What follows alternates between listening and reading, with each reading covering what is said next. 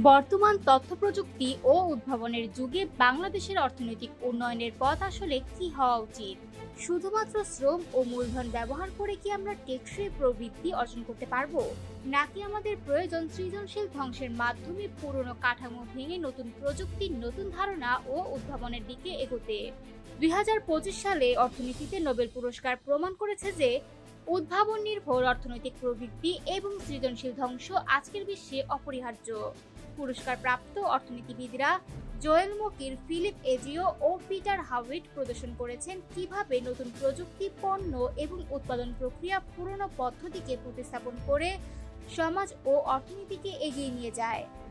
Joel মকির দেখিয়েছেন প্রযুক্তি উদ্ভাবন কেবল যথেষ্ট নয়, সমাজকে সেই উদ্ভাবন গ্রহণের জন্য সহায়ক পরিবেশ তৈরি করতে হবে, যেখানে শিক্ষা, সংস্কৃতি এবং তথ্যের অবাধ প্রবাহ নিশ্চিত করা হয়।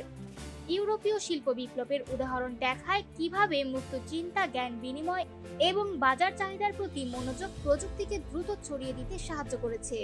ফিলিপ এজিও ও পিটার হাউইট ক্রিয়েটিভ ডিস্ট্রাকশনের গাণিতিক মডেল প্রণয়ন করেছেন।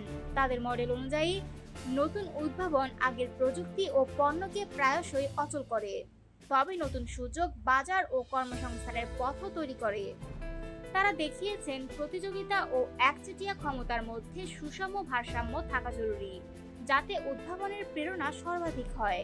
জোসেফ শুম্পিটার তার বিখ্যাত তত্ত্বে বলেছেন, পুঁজিবাদ নিজেই নতুনত্ব সৃষ্টি করে, নতুন পণ্য, নতুন প্রতিষ্ঠান এবং নতুন উৎপাদন পদ্ধতি জন্মায়, আর পুরনো ধীরে ধীরে বিলুপ্ত হয়, যা অর্থনৈতিক অগ্রগতির মূল চালিকা শক্তি। বাংলাদেশের মতো উন্নয়নশীল দেশের জন্য এই গবেষণাগুলো নির্দেশ করছে টেকসই প্রবৃদ্ধি শুধুমাত্র মূলধন বা শ্রম নির্ভর নয়। উদ্ভাবন, জ্ঞান এবং সৃজনশীল ধ্বংসের মাধ্যমে আমরা নতুন বাজার, নতুন শিল্প এবং কর্মসংস্থানের সম্ভাবনা তৈরি করতে পারি।